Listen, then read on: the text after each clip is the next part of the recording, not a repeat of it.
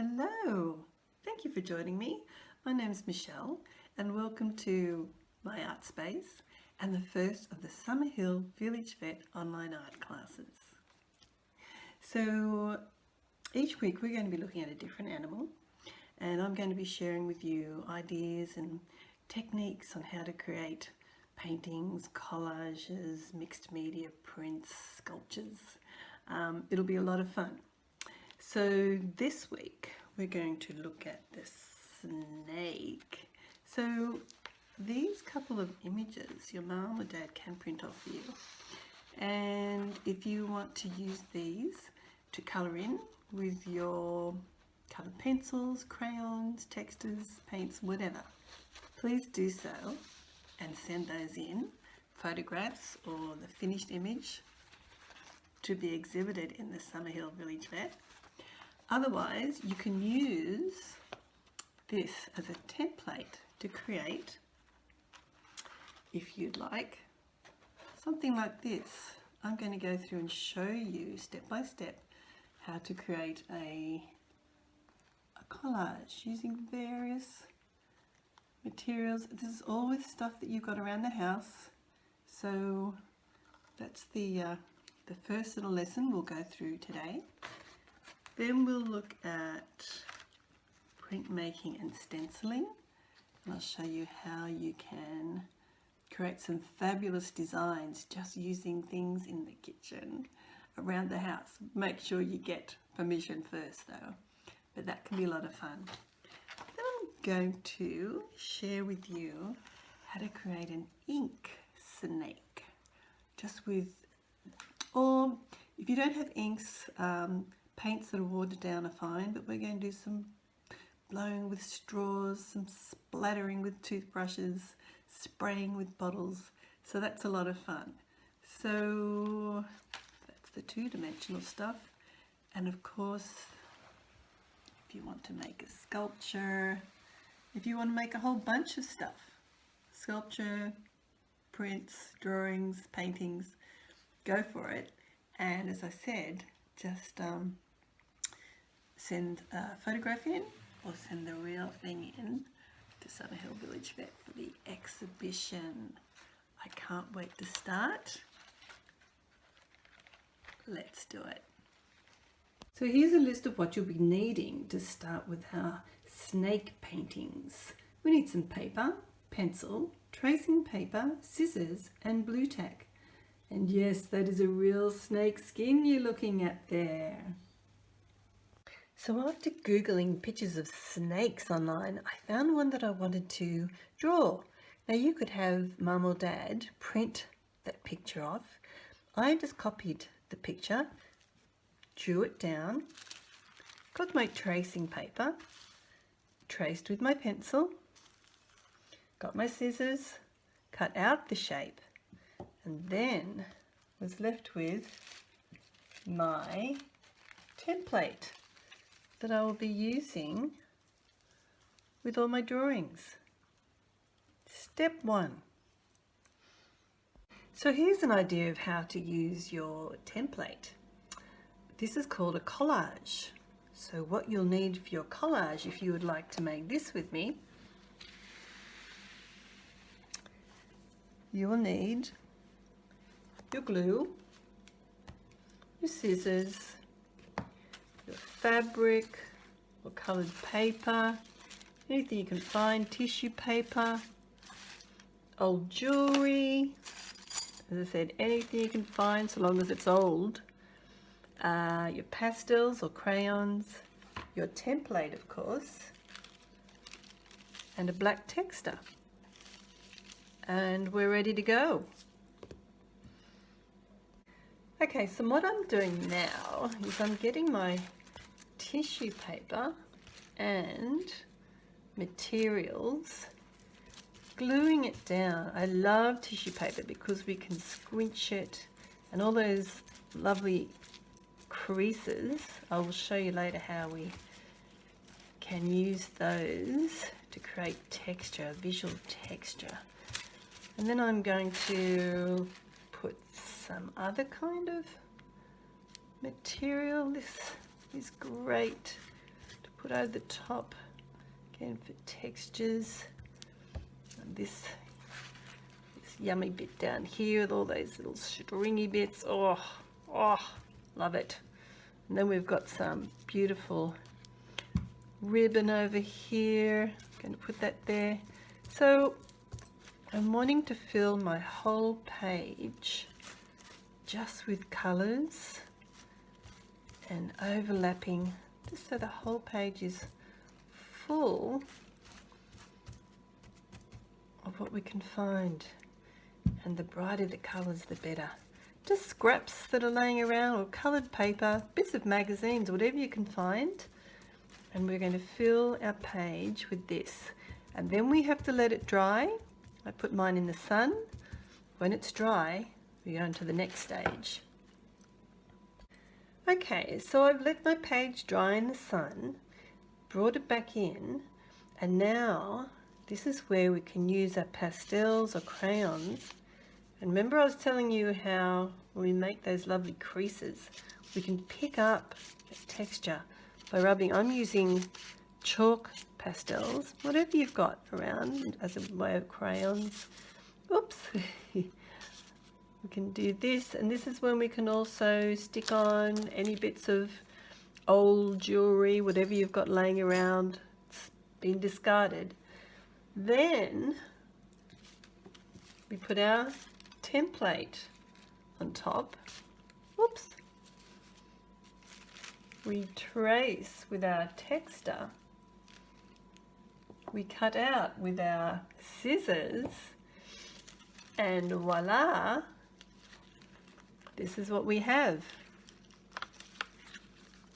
There he is, our collage, Mr. Snake Collage.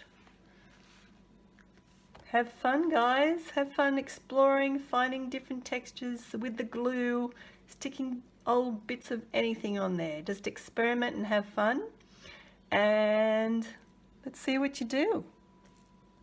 Okay, so how would you like to make this little critter with me? This is using stenciling and printmaking. And here are the things you'll need. Some coloured paper. If you haven't got coloured paper, maybe just paint or wash over some white paper. You'll need your paints. You'll need a brush or a sponge to apply the paint. You'll need some water. You'll need a spoon for rubbing. And you'll need objects around the house that you can find that you can press paint through, like these things. Make sure it's fine with your mum or dad. I've just found lots of things that I can push paint through and stencil from.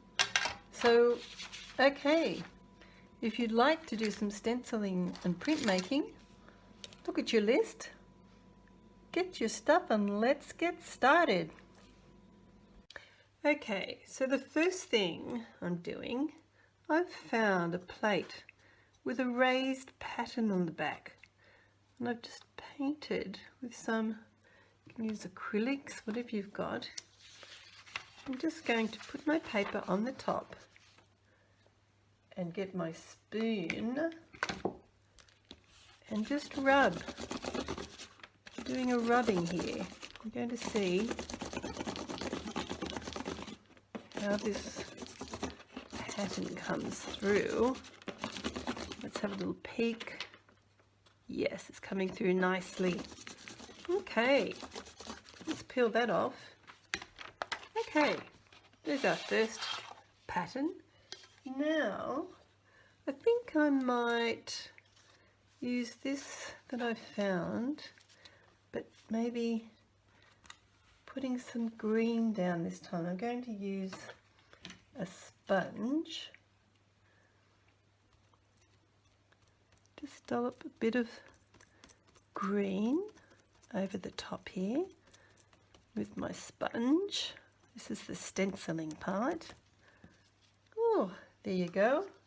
Now I'm going to paint blue on the back of this kitchen utensil. Make sure you're allowed to use it though. Nice squiggly line pattern. Let's see, I might just put that one, say, there. And let's do it again somewhere else. So this time I'm just filling my page with lines. Okay, now I'm going to maybe use this that I found as well with a bit of blue and just dabbing on a bit of paint through the holes. Anything you can find that you can stencil or rub. You might find some textural things outside you can do rubbings with. So that's all I'm doing to my whole page. Just filling that up. There you go. With different lines, textures, colours. The more colours the better. And when that's full, I'm going to take it out into the sun to dry again. Then we'll come back and do the next step. Okay, so I let my page dry in the sun. I've brought it back in, and then I got my template, of course, placed it on top, traced around with my black texture, cut that out with my scissors, and then stuck a few little bits of, as I said, old bits of jewellery, whatever you can find, sequins, anything that you can stick on with your glue, and voila, there is your stencil and printmaking snake. I hope you have fun doing that. Okay, so how would you like to make this beauty with me? This is using inks. So if you'd like to have a look at your list of what you need for your inks snake, you're going to need either coloured inks or your normal paints but just watered down. And I'm limiting my palette to some cool colours, blues and greens and yellows. Then you'll need a brush and some water. You'll also need a spray bottle of water, a sponge, a straw to blow through, toothbrush to flick, your pastels or your crayons,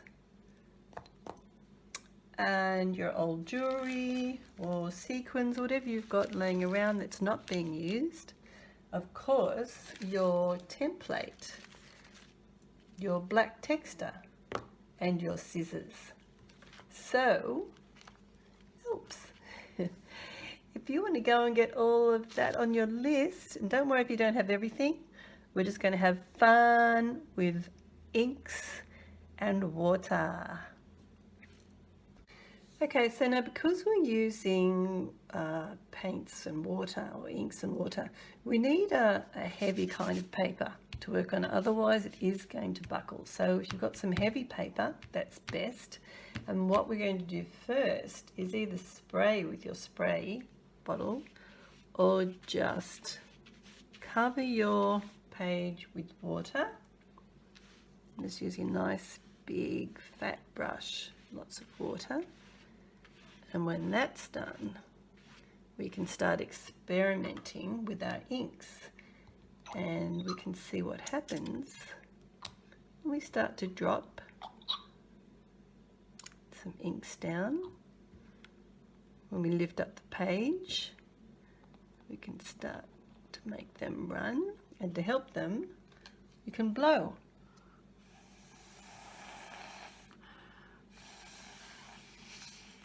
Through our straw.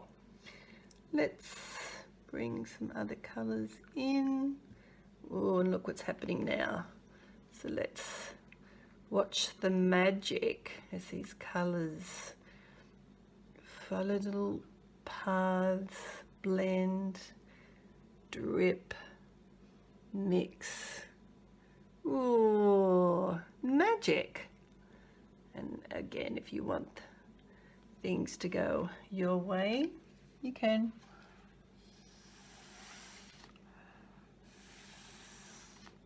Make some lovely fine lines.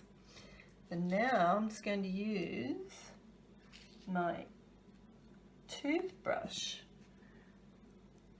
which is loaded with some purple. I'm just going to flick it through.